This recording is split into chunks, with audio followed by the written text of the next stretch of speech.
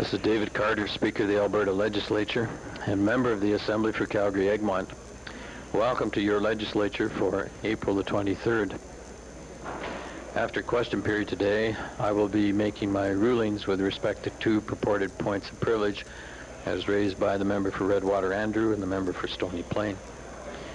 Later in the afternoon, the House will be in Committee of Supply dealing with the estimates of the Department of Forestry, Lands and Wildlife. And this evening, when they reconvene, they will be dealing with the estimates of the Department of the Environment.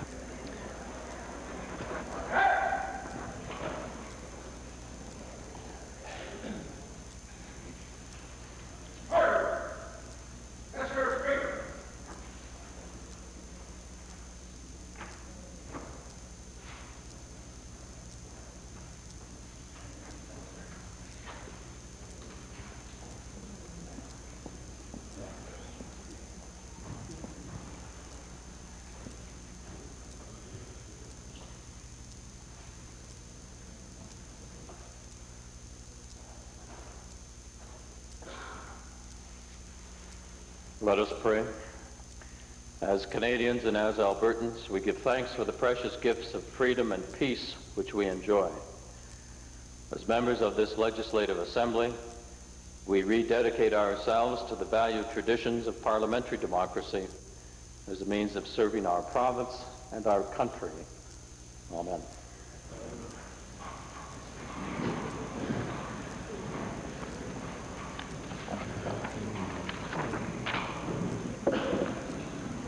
Introduction of visitors. Presenting petitions. Reading and receiving petitions. Presenting reports by standing and special committees.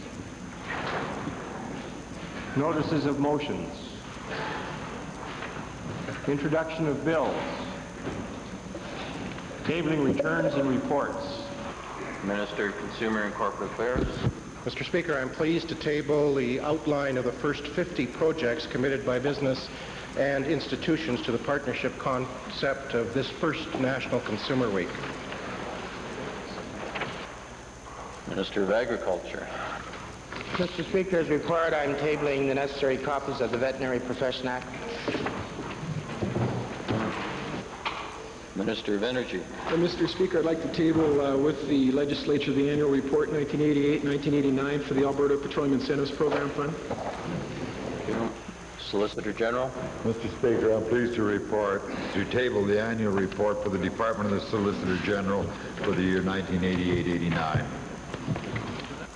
Minister of Advanced Education. Speaker, I wish to table the following annual reports for 1988-89. Red Deer College and the University of Lethbridge.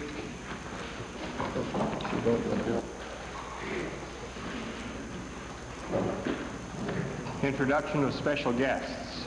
Minister of Health, followed by Edmonton Belmont. Mr. Speaker, I'm delighted today to introduce 17 members of the 145th Edmonton Girl Guide troupe who are seated in the members' gallery.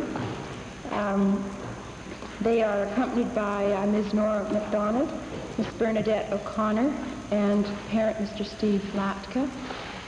And I attribute in part my entry into public life to the fact that I received my citizenship badge while I was once a Girl Guide.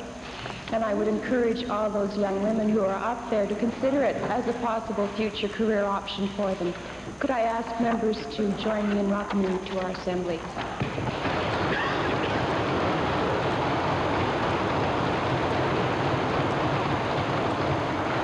Edmonton Belmont. Thank you, Mr. Speaker. It's a pleasure today to introduce to you and to all members of the Assembly 71 students from the Delwood School in my constituency. They're accompanied today with 3 teachers, Rita de Longchamp, Marlene Lacusta, and Larissa Cook. They're seated at the moment in the public gallery. I'd ask that they rise to receive the traditional welcome of the members of the Assembly.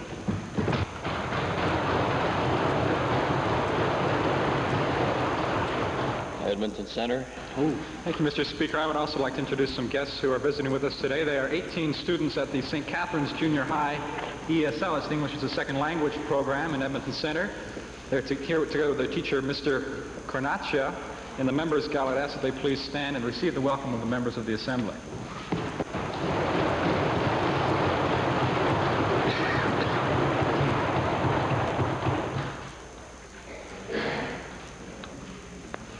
Ministerial statements.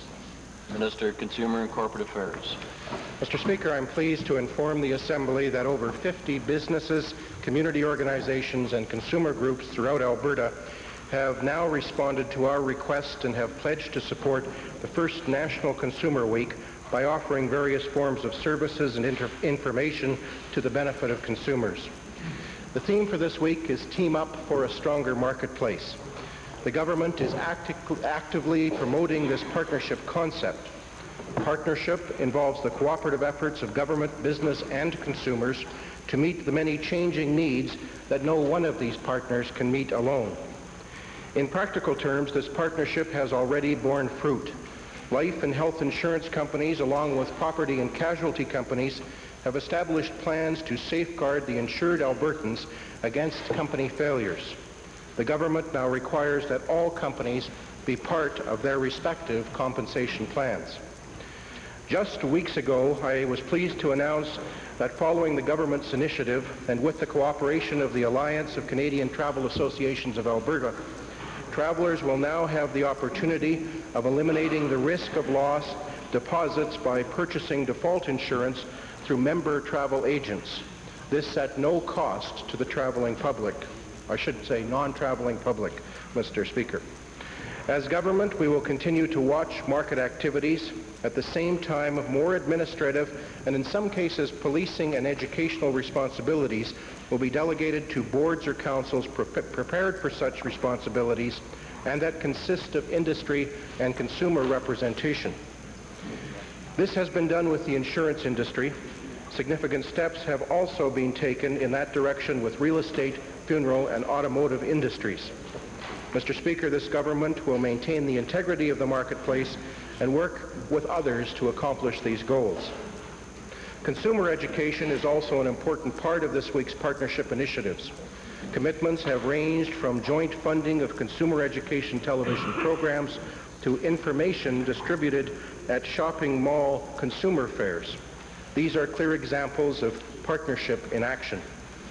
During National Consumer Week, many Alberta companies and organizations have pledged themselves to work towards the successful managing of current marketplace issues. We thank all involved for their cooperation and this commitment. Mr. Speaker, I ask members of the Assembly, the business community, and all consumers to be part of this theme, Team Up for a Stronger Marketplace. Leader of the Opposition. Well, Mr. Speaker, I'm certainly not going to object too vehemently to the minister's statement. I would have preferred if at the end, when he says team up for a strong marketplace, we'd put another word in there, team up for a strong and fair marketplace, Mr. Right Speaker. on. There's no doubt, Mr. Speaker, that the marketplace works well in most endeavors, and so it should, Mr. Speaker, and it's important to all of us to recognize that. But there are times when the marketplace can become distorted, and it does not act in a fair way, Mr. Speaker. And I'm thinking specifically now to the minister that if he could work during National Consumers Week to bring in a rent review board where there basically isn't a fair marketplace, Mr. Speaker, then this would be much more than rhetoric. I would say to him again that the way it is, the situation now, they're totally at the whims of the landlords. The only other comment I'd make on the ministerial announcement and National Consumers Week, and I hope it's just an oversight, Mr. Speaker, and I'm looking on page 1 where the minister says the government is actively promoting this partnership concept. Fair enough, Mr. Speaker. It's a good idea. Partnership involves the cooperative efforts of government, business, and consumers. Well, Mr. Speaker, I suggest there's other partners that should be involved. And I'm thinking specifically of one group, there may be more, but labor. There are more workers than there are managers. They are consumers, admittedly, but so is business, Mr. Speaker. And I would ask the minister perhaps he might rethink that and bring them in as part of the process. I think it would be a more successful one, Mr. Speaker. But those were the few statements I have in regard to the ministerial statement. Thank you. Oral question period. Yes, Mr. Speaker. To the Premier, Mr. Speaker, it has now been more than a month since Justice Walkowicz's report on conflict of interest for politicians was brought into this Assembly. That report made a number of recommendations. The Premier is well aware of that, including full disclosure of financial interest.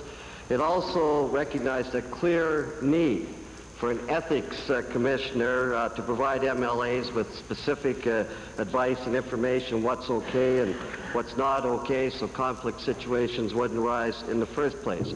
Mr. Speaker, it's a good idea, and the time is now for action, Mr. Speaker. We need action from the government. And I want to ask the Premier this question. Will the Premier tell us how much longer we will have to wait until he tables conflict of interest legislation? Mr. Speaker, I think the Honourable Leader of the Opposition correctly draws attention to the report that the government commissioned and which has been provided to us, and as he noted, I tabled it in this legislature. From the government's point of view, we have a committee of our caucus, members of cabinet as well, who are working on the report, doing a full assessment of the report, how it might be translated into legislation. There are some extremely important and valid arguments in the report that I feel very good about. I had a long meeting with the members of the committee and got a good feel for their concerns, which they tried to deal with in their report. Nevertheless, these are matters that will become legislation as quickly as possible, and they take solid assessment. We are carrying that out.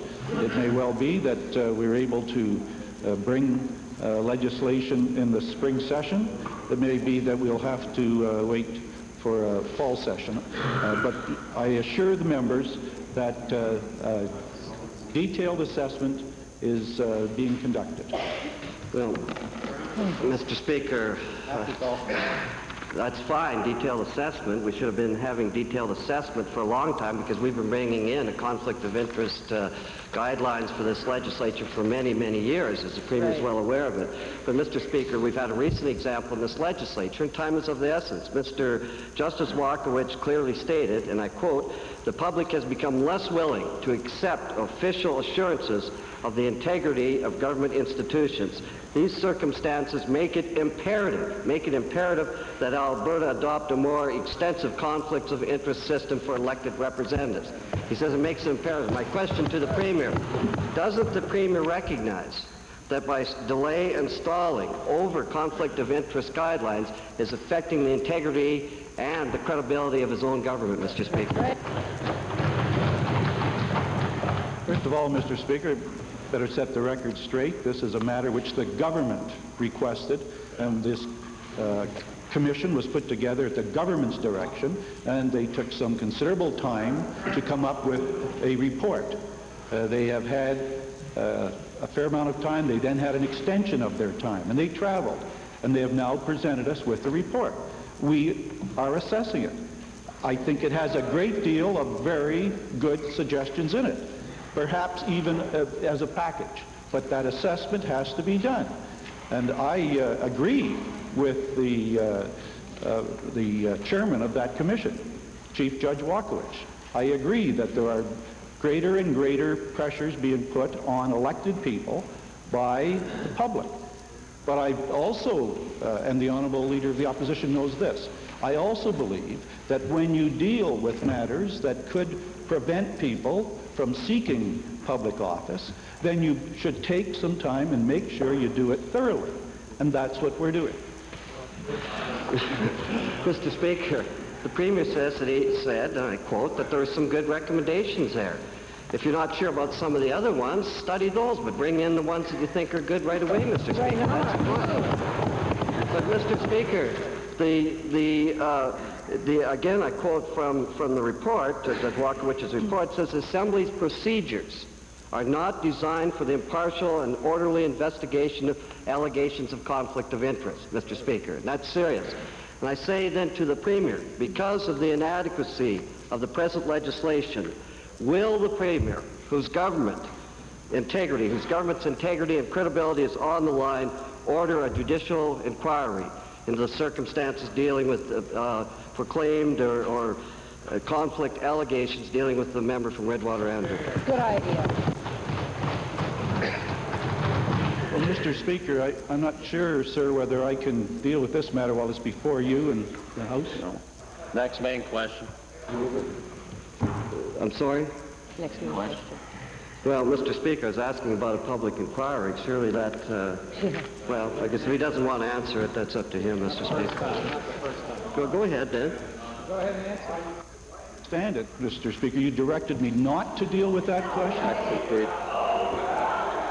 Honourable members, that's indeed the course of events. The chair directed the Premier not to make reply. Honourable members, hold on a minute. Hold on a minute.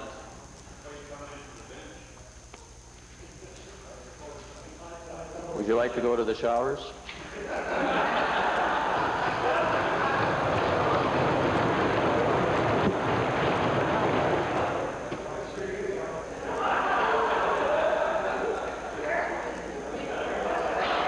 Honourable members are well aware that two purported points of privilege have been raised. The matter will be dealt with after question period today. That information has been shared with the two parties involved. Second main question, Leader of the Opposition.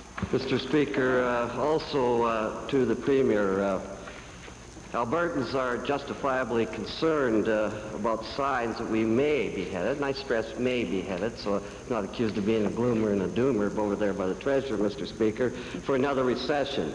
And I may say so, Mr. Speaker, this is mainly created by the federal Conservatives. First of all, the Mulrooney trade deal, then the high interest rate policy, shifting social programs to the provinces, and finally the GST, Mr. Speaker. Put them all together and you have a package of, I think, almost a deliberate attempt to create a recession, especially in the regions, Mr. Speaker. And I want to say that if this government is planning, I hope they are, to fight the high interest rate policy that's choking Alberta's economy right now, I hope that they're going to do a better job than they did with the GST, Mr. Speaker. Hear, hear. And I also hope that they're going to do a better job than just talking about, that there are going to be some specific recommendations. That's my question to the Premier. What concrete, specific steps is this provincial government prepared to take to fight the high interest rate policy of the federal Conservatives? Well, Mr. Speaker, you wonder sometime just what province the Honourable Leader of the Opposition is living in. This government had the foresight, long before others, to predict the course of action that the federal government was pursuing and the impact that it would have. Now, Mr. Speaker, I gave them the courtesy of asking a question. They should have the courtesy to allow it to be answered. Guinness doesn't understand that. This government anticipated the direction that the federal government was going with their monetary policy and high interest rate policy. This government focused the attention of all provincial governments unanimously. We also stressed to the federal government that Mr. Crow was pursuing policies designed to deal with inflation in central Canada that were completely wrong for other parts of this nation. As a matter of fact, this government has shown the leadership that no other governments are showing in this area. We are protecting small businesses against high interest rates. We are protecting our farmers and ranchers against high interest rates. We are protecting homeowners in Alberta against high interest rates.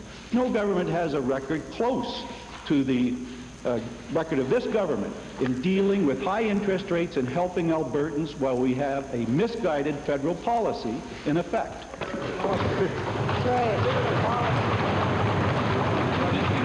Mr. Speaker, the same old rhetoric. I asked what you were going to do about it, Mr. Speaker, and he told us nothing. Again, it's the same fight as the GST. Be shoved down our throats whether we want it or not, Mr. Speaker. Paper tiger. And I want to ask then the Treasurer, Mr. Speaker, who's obviously should have some concerns about it, both in terms of the softer prices, up a little bit today of oil, but the high interest rate policies, especially dealing with our revenues, Mr. Speaker.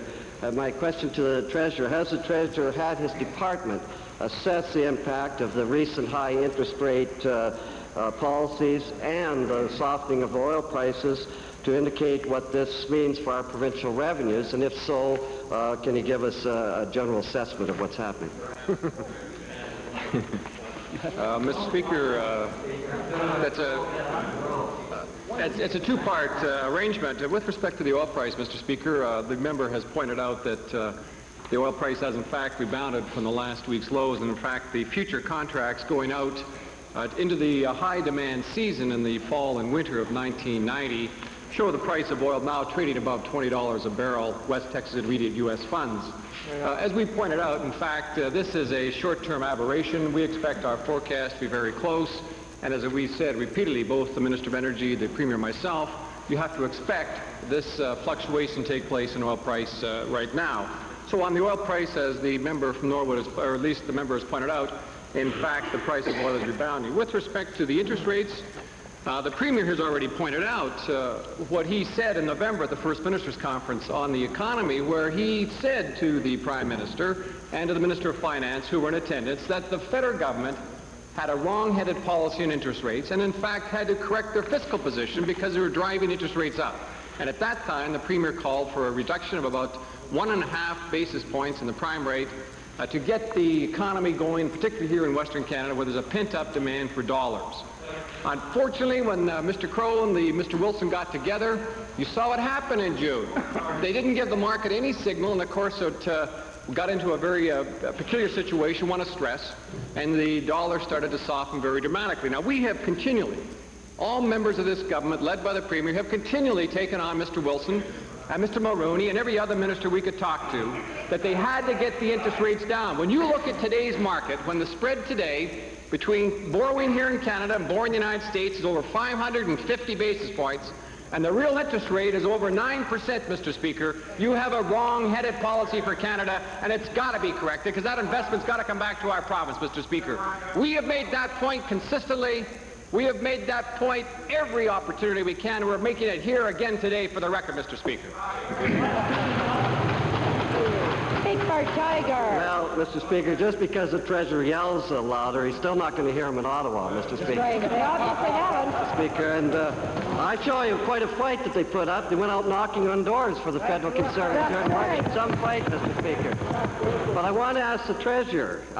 He says on one hand the GST is going to hurt us, the high interest rate is going to hurt our provincial revenues, and that's well documented. At the same time, he says, well, everything's fine. Our revenues are on base. But I want to ask him this. He's monitoring it, Mr. Speaker. Will the Treasurer be presenting an updated financial statement in the fall session so we know exactly where we stand at that time? Well, Mr. Speaker, we are providing information to Albertans every month. For example, most Albertans can in fact measure what's happening to oil prices relative to our increase, and we have said in this House, going back to 1987, when in fact we introduced that as a measurement, that Albertans can gauge what's happening to a fundamental source of revenue. But Albertans also understand that the cost of borrowing is a drag on their investment. It's a drag on achieving a house, which most Albertans want to have, and it's a drag on the small business sector. Now, as the Premier has already pointed out, Mr. Speaker, while today's prime rate may be 14.75%, an awful lot of the Alberta economy is protected because we are putting money out there on a long-term basis at 9%, Mr. Speaker, 9%. Protecting the key economic sectors of our economy, farmers, small businessmen, and the homeowner, Mr. Speaker. And as the Premier pointed out, that's a measurement that all Albertans understand when they know that this government is caring, when they know that this government has the foresight to put policy in place which take away some of the threat of the central government. They know that this is a caring government and one which is continuing to communicate with the people of Alberta with efficient and effective policies, Mr. Speaker. Edmonton Glengarry, Leader of the Liberals. Mr. Speaker, I too would like to pursue the matter of the high interest rate policies, and my questions will be to the Honourable Premier. Mr. Speaker, last year the Premier claimed leadership on this issue. In November of 1989, he issued a press release condemning the federal government policy on high interest rates, asking that a special conference of first premiers of Canada get together to condemn this.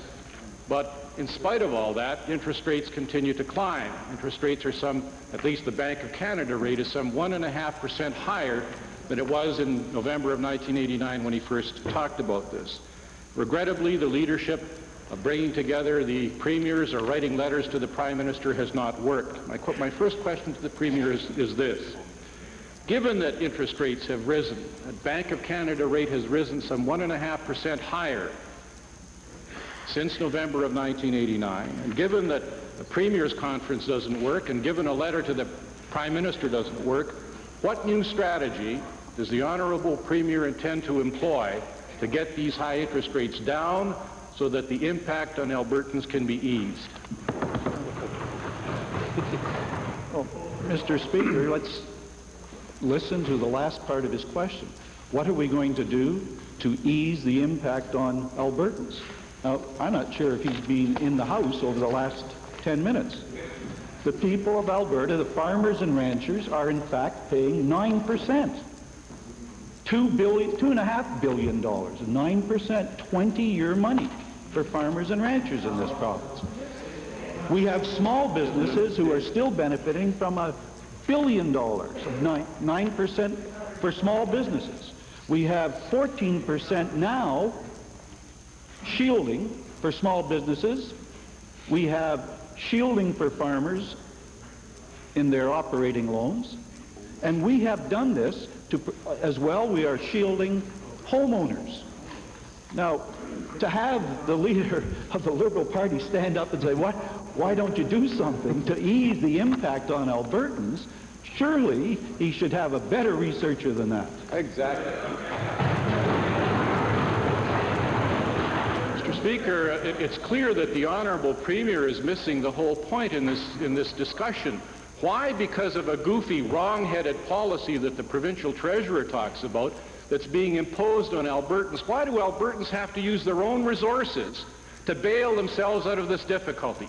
What is the Honourable Premier going to do? What options is he prepared to submit to Mr. Mulrooney to say, stop this goofy policy, or give us some sort of compensation in lieu of your goofy policy? Well, Mr. Speaker, the government of Alberta is doing exactly what a responsible government should do.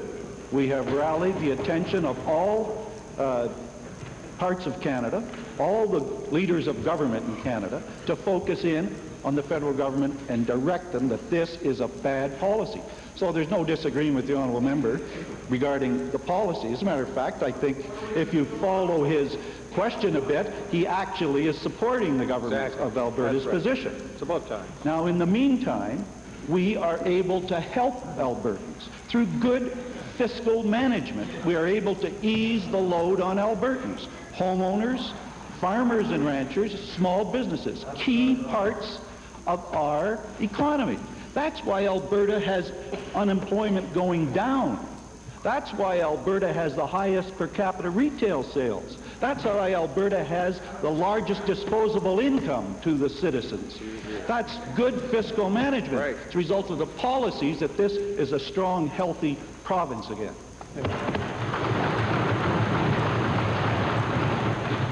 Mr. Speaker, the cost of servicing Alberta's debt reaching some close to $10 billion, the cost of the amount equates to almost 10% of our expenditures. This is a matter that's getting out of control. When you add 1.5% to the bank rate, that's a horrific impact on our debt servicing charges.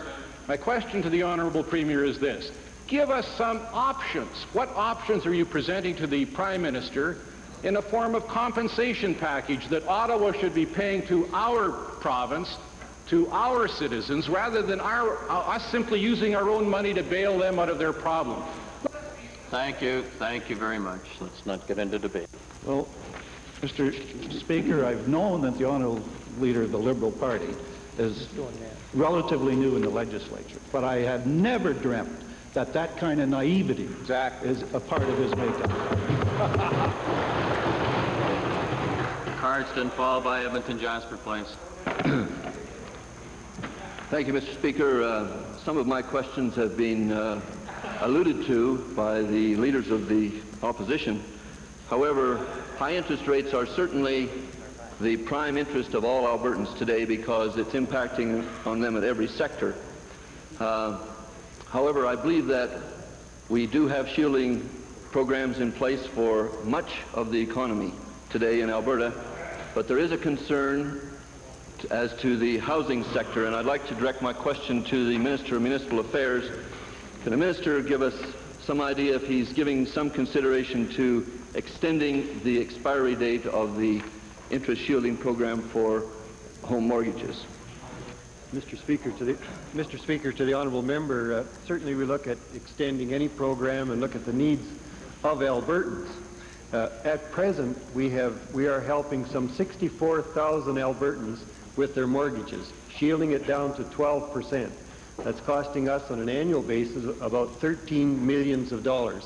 I think there's no other province in Canada that's doing that at the present time, and that's a record we should uphold.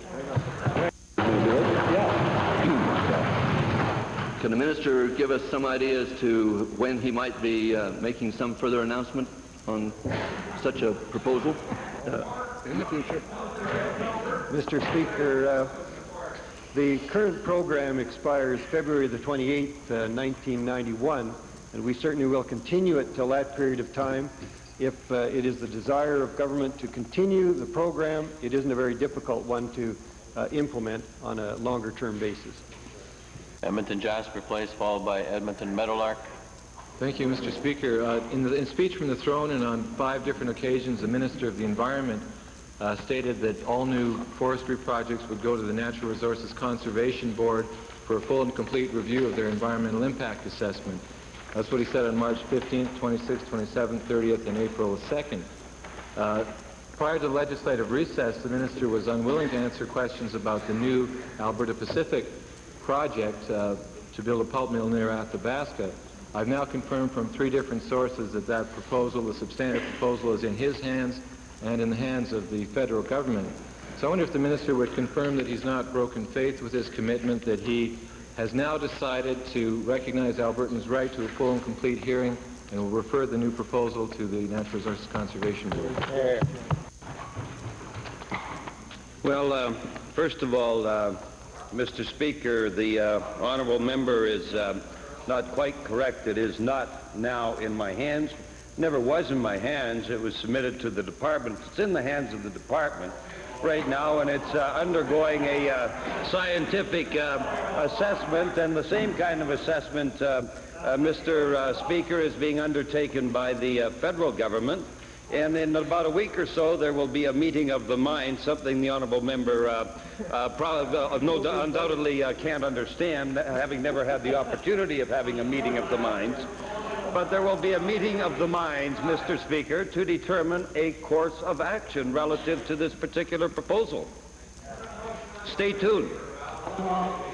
Well, thank you, Mr. Speaker. I'd hoped in his 17-day absence, the Minister would go fishing and retain some commitment to the environment in doing that. But I want to ask specifically about this question of when things are before the department and when they're before the Minister and back and forth again.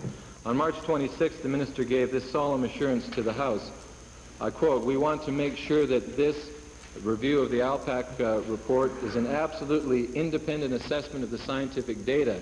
Therefore, we want to make sure that the firm selected is not associated with the pulp and paper industry." End of quote, page 267 of Hansard. Obviously, the Minister would never knowingly mislead the House, but I'm wondering if the Minister has determined why he was not informed of the past history of Yakupuri in relation to this specific project, in relation to the Mitsubishi Corporation, and in relation to the 150 pulp mills that they built around the province, before he allowed his name to go on the press release announcing their appointment.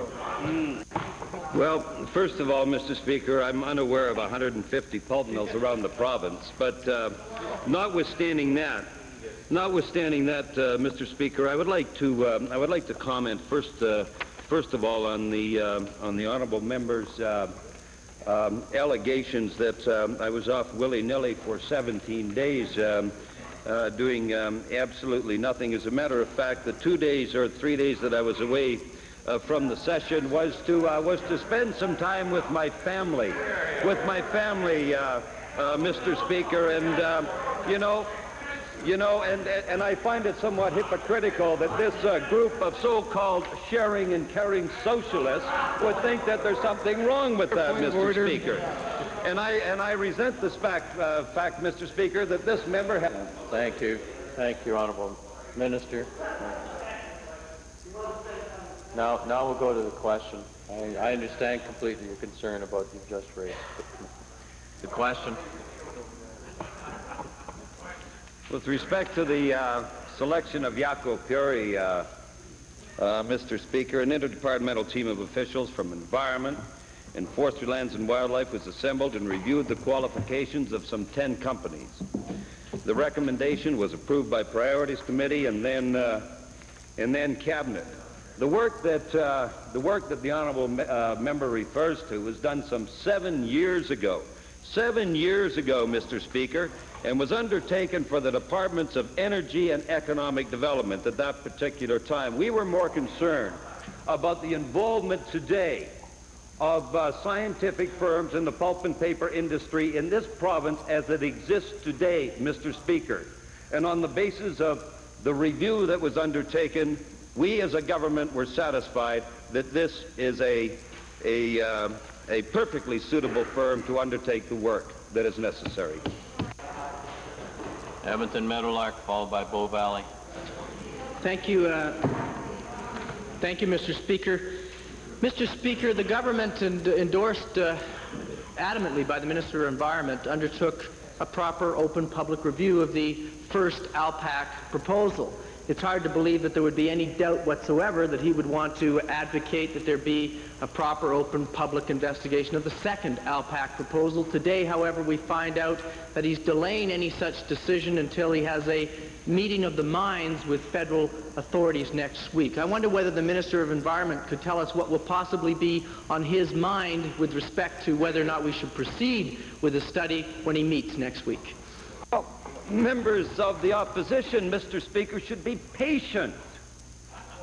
They should understand that we have a desire to do things right in this government, to take our time, to do the proper examination of the facts. They can't understand that, Mr. Speaker. I can understand it. My government can understand it. They have a difficult time understanding it. There are more players than just the government of Alberta in this particular situation. This involves the government of Canada, and we want to have reasonable negotiations with the government of Canada before recommending to the two governments the course of action that should be taken. Be patient, stay tuned. You're going to be reasonably pleased.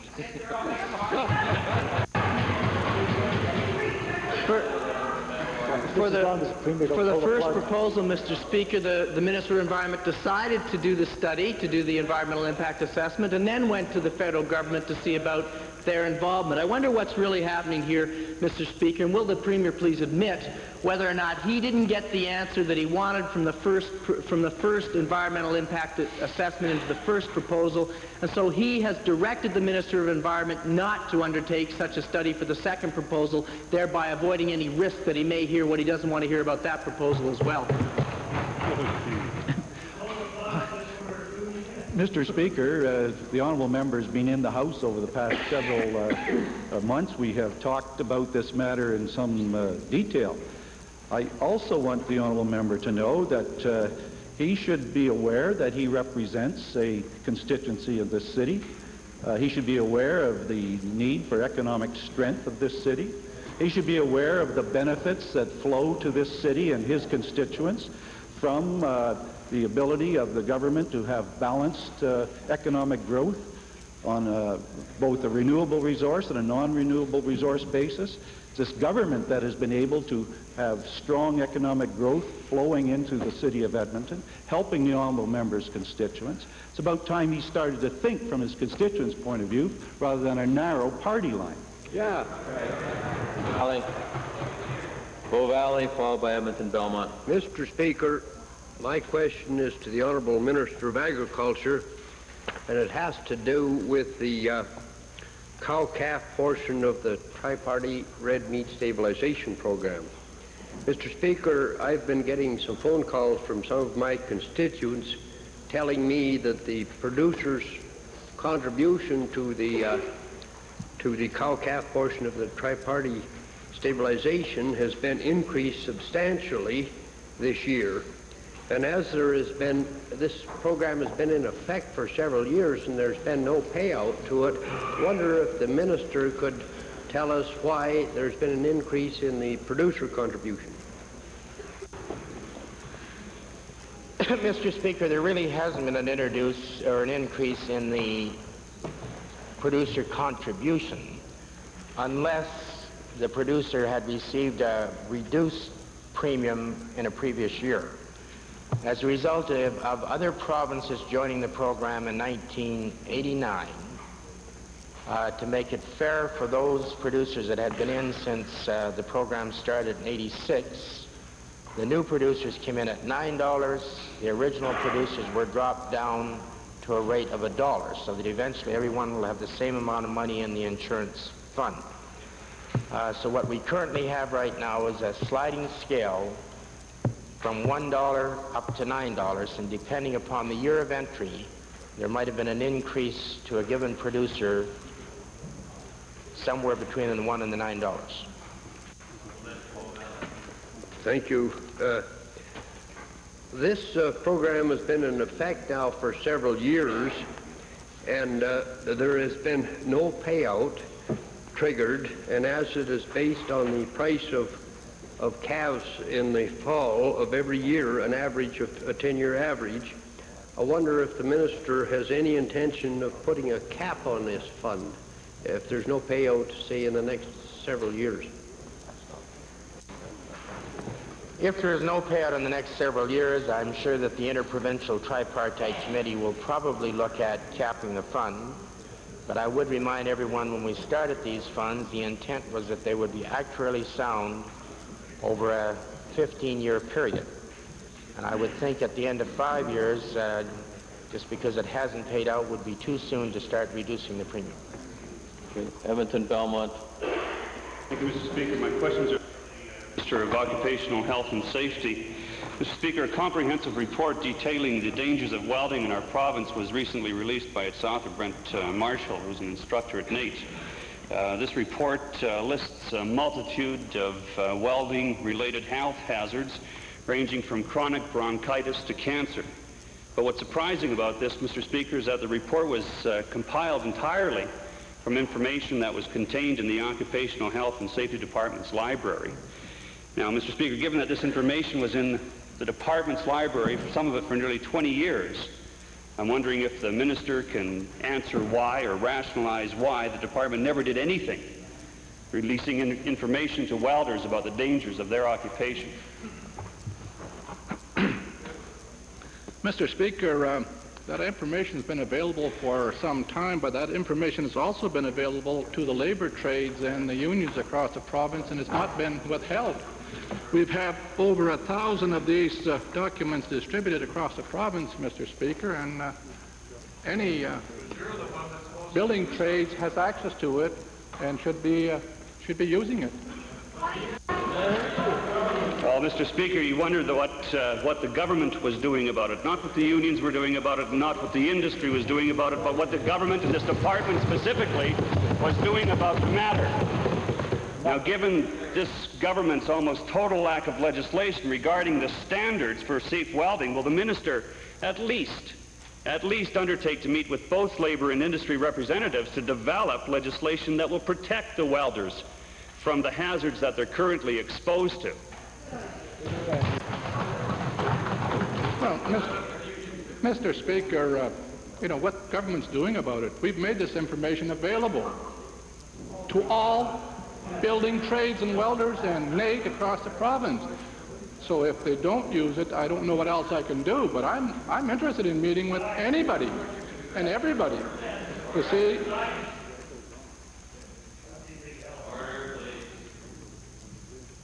Mr. Speaker, I'm prepared to meet with anybody and everybody that wants to talk about this, but surely it's a responsibility of all of us, the employer, the employees, the unions, the trades, to get this information to their workers. It's there.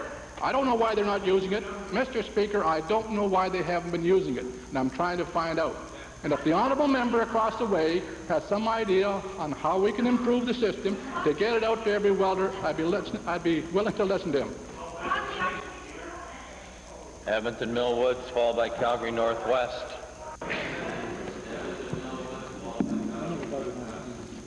Mr. Speaker, some 6 months ago, the Alberta Multicultural Commission came out with this fancy little document here, Focus for the 90s, which it claimed was, quote, a step in the continuing development of multicultural policies and programs for Alberta, unquote. But it was hardly a step at all because it didn't contain any specific objectives, programs, timetables. In fact, it ignored many of the recommendations that were made to it by community groups on issues like employment equity. So I'd like to ask the chairman of the Alberta Multicultural Commission, what exactly in the last 6 months, and I acknowledge that he may have been otherwise preoccupied in recent days, but in the last 6 months, what does this commission do to concretely put in place new programs, timetables, and objectives that will give some substance to the motherhood statements in this document? Well, thank you, Mr. Speaker, and to the member. It's true, the report has been out for the past 6 months. It's been presented to all multicultural groups, and the recommendations in there weren't specific, but the commission right now is on a focus of getting out with public awareness, education and access, and integration. And some of the areas that are being worked on right now is areas with institutions. We have had a study going with the Misericordia Hospital on the needs of the medical needs and institutions of immigrants and new people coming into this country. Plus, we have announced, the minister has announced a symposium for the fall of 1990, which will be held in Calgary with institutional leaders, with municipal leaders, and many other areas. So these are some of the focuses that are going on right now. And I can go on and on, Mr. Speaker.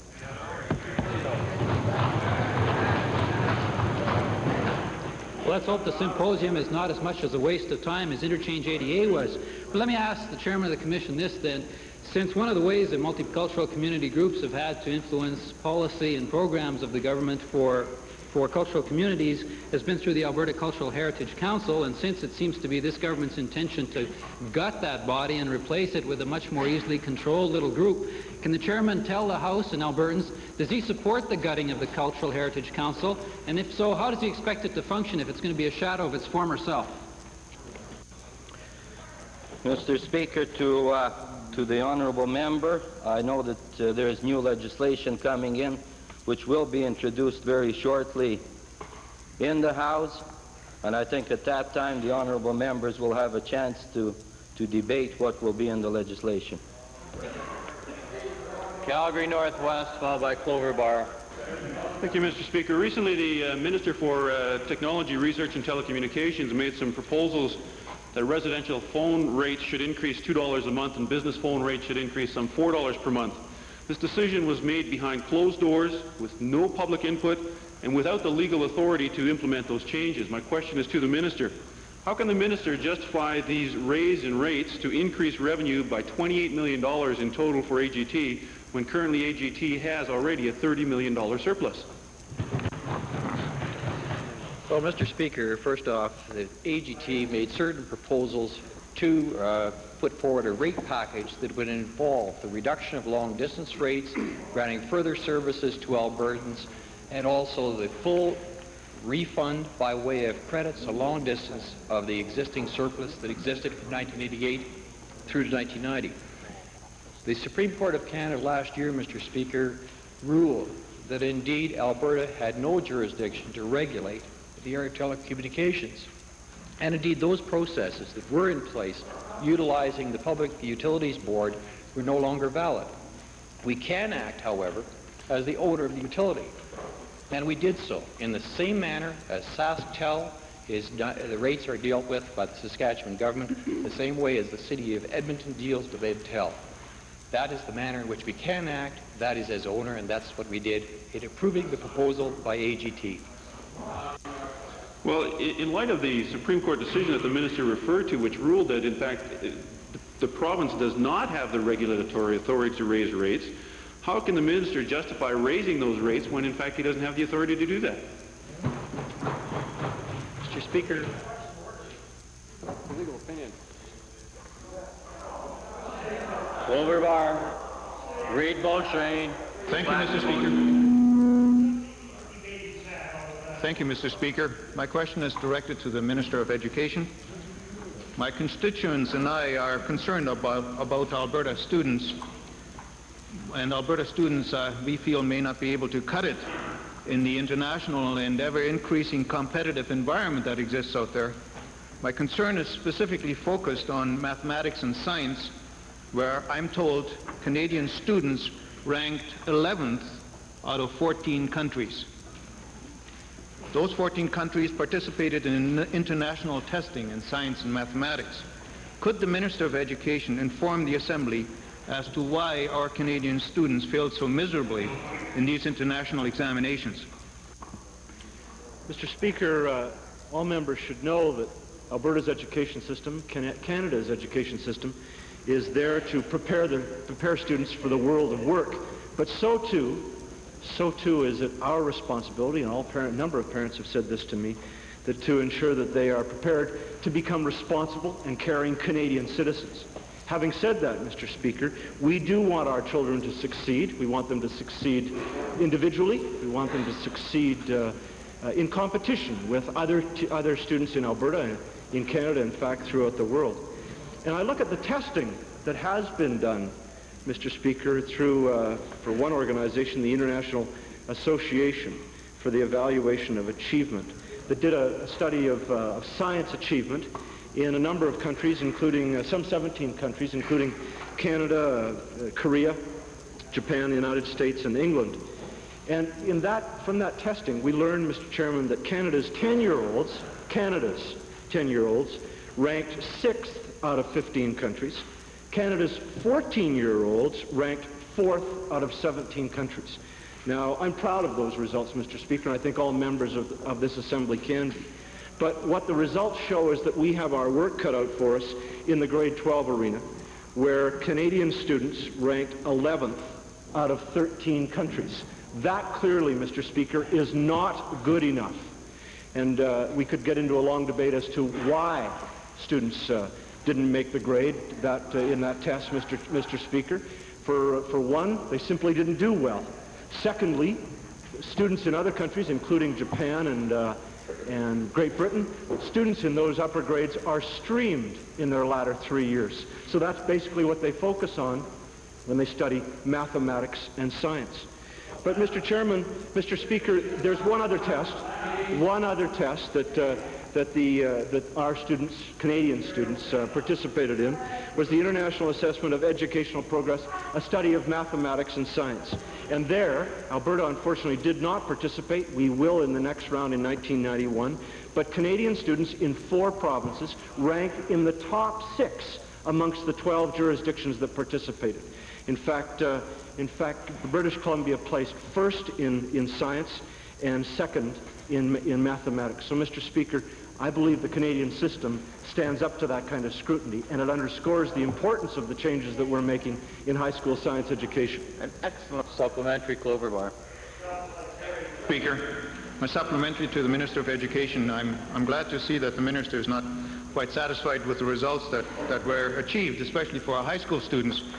What steps is the Minister taking to ensure that our students receive a better science education and to ensure that there are some ongoing measurement of how Alberta students compare with other provinces and also with other countries? Mr. Speaker, the results that I've just outlined underscore the importance of the changes that we are making in high school science education.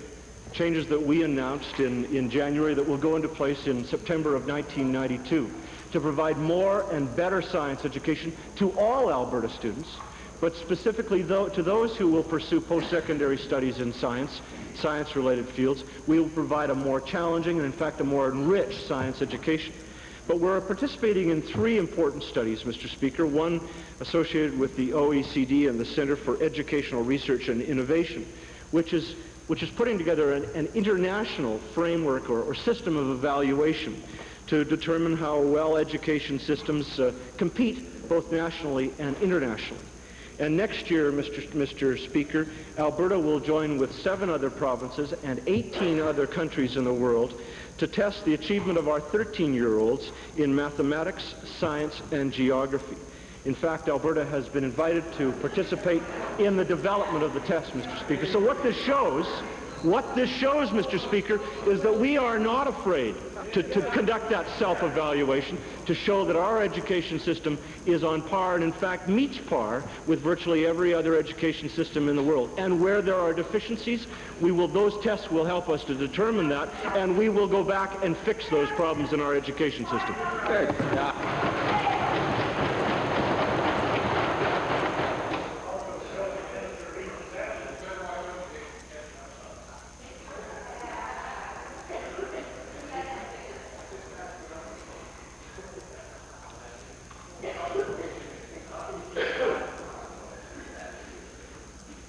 Point of order, Edmonton Jasper, please.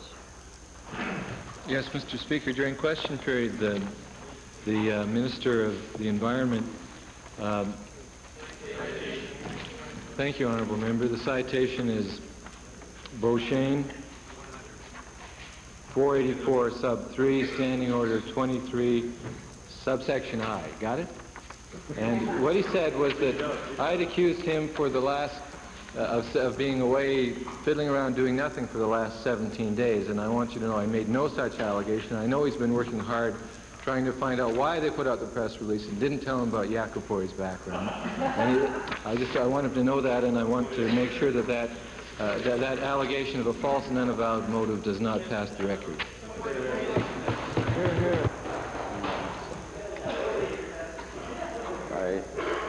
The chair is of the opinion that the case is well made, that there is no point of order. Both members involved are making comments that were really not related to the question. Now, with regard to the matter of privilege, there's some honourable members in transit. Perhaps I better speed it up.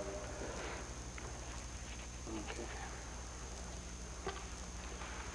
On April the 9th, 1990, the Honourable Member for Stony Plain asked a question of the Premier with regard to the activities of the Honourable Member for Redwater Andrew concerning an alleged conflict of interest. On April the 10th, the member for Redwater Andrew rose in the House on a purported point of privilege to complain that his privileges had been breached, insofar as the serious allegations made against him by the member for Stony Plain had, quote, undermined his ability to carry out the duties of his office, close of quote. He further went on to deny that he had a financial interest in certain lands which were the subject of the member for Stony Plain's question, and stated that the allegation had jeopardized his position as an MLA to deal with town councils and constituents in his constituency. To support his case of his privileges being breached, the Honourable Member for Redwater Andrew filed with the House certain documents, both on that day and the day following, to support his arguments. On April the 11th, the Honourable Member for Stony Plain also rose in the House to complain of a purported breach of the Assembly's privileges, which allegedly occurred through the statements made by the Honourable Member for Redwater Andrew in his question of privilege the day before. The complaint was based on the allegation that it appeared, quote, that the Honourable Member for Redwater Andrew misled the House on this matter when he raised it on April the 9th, and thereby violated the privileges of the Assembly, close of quote. The member for Stony Plain also filed documents in the House to support his complaint against the member for Redwater Andrew. Honourable members, before ruling on these two purported points of privilege brought to the attention of the Assembly, the Chair would like to clarify its role with respect to these rulings. First, the Chair cannot and will not make any ruling or observation with respect to allegations of conflict of interest against members. Business activities of members outside this House are outside the scope of privilege and thus beyond the jurisdiction of the Speaker. The appropriate forum for such issues is either in the legal arena or the political arena. Second, The provisions of the Legislative Assembly Act relate to improper contracts, official positions of the Crown, and the receipt of public money. This is not alleged here, and in any event is not a matter of privilege which would involve a ruling by the chair. Third, the chair has no authority to refer any matter of privilege to a committee of this House for further examination. Under Standing Order 15, it can only rule whether a prima facie case of privilege may appear to exist. From that point, only the House itself, in response to a motion of any member on notice, can deal with the issue further. There are here two separate purported points of privilege. Number one, did the member for Stony Plain commit a breach of privilege as complained on April the 10th, 1990, by undermining the member for Redwater Andrew's ability to carry out the duties of his office? The second question is, did the member for Redwater Andrew breach the privileges of the Assembly by deliberately misleading the House as complained of on April the 11th, 1990? These are the only issues the chair can consider. With respect to the first question, the chair has taken advantage of the Easter break to carefully consider the documentation filed in the House by both members. Much of it relates to land titles, commercial agreements for sale of land, alleged conversations between various parties outside the House, and so on. It is very clear that the chair cannot, in good conscience, rely on newspaper accounts or third-hand reports of things which may or may not have happened, or things which may or may not have been said outside this chamber. The chair has seen no evidence that the suggestions by the honourable member for Stony Plain of an apparent conflict of interest situation has in any way impaired the ability of the member for Redwater Andrew to carry out his duties as a member of the Legislative Assembly. From the documentation available to the chair, it appears without question that the member for Stony Plain was acting in good faith when he raised the issue with the Premier, using the best available documentation from a public authority to support his belief that the member for Redwater Andrew had a financial interest in certain lands. The chair therefore rules that the member for Redwater Andrew has not brought a prima facie case of privilege to the attention of the chair with respect to this point. With respect to the second question, the chair has considered a number of points. The first is that a copy of an agreement for sale filed by the member for Redwater Andrew executed on March the 2nd, 1990. The second is that a certificate of title was also filed with the Assembly by the member for Stony Plain, showing the actual transfer date of the lands in question to be April the 11th, 1990.